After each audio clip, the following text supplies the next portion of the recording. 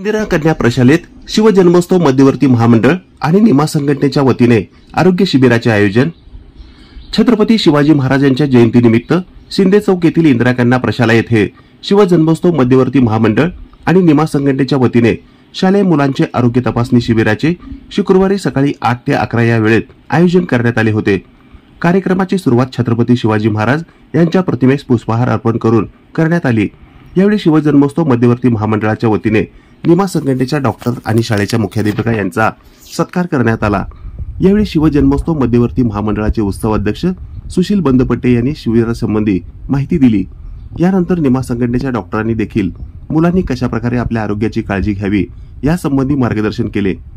यावेळी शिवजन्मोत्सव मध्यवर्ती महामंडळाचे ट्रस्टी अध्यक्ष नानासाहेब काळे, उत्सव अध्यक्ष सुशील बंदपट्टे, राजन जाधव, महेश हडमे, श्रीकांत गाडगे, बाळासाहेब पुणेकर, अंबादास शेळके, जितू वाडेकर, सचिन स्वामी, बसू कोळी, लता फुटाणे तसेच निमा संघटनेचे निमा शाखा डॉक्टर विनायक टेंभुर्णीकर, डॉक्टर नागनाथ जिडीमणी, सोलापूर शाखा अध्यक्ष डॉक्टर प्रवीण ननवरे, अनिल पत्ती, डॉक्टर शीतल कुलकर्णी, महिला अध्यक्ष डॉक्टर पल्लवी भांगे, सचिव doctor Ashwini Degaonkar, doctor Samarth Wale, student forum अध्यक्ष डॉक्टर रविराज गायकवाड, माजी अध्यक्ष doctor Nitin Baldawa, doctor Sachin Bengarge, doctor Mahesh Dulange, doctor Suryakant Dhappadule, doctor Kiran Deshmukh, doctor Rohit Shelvane तसेच शिवजन्मोत्सव मध्यवर्ती महामंडळाचे पदाधिकारी आणि कार्यकर्ते मोठ्या संख्येने उपस्थित होते।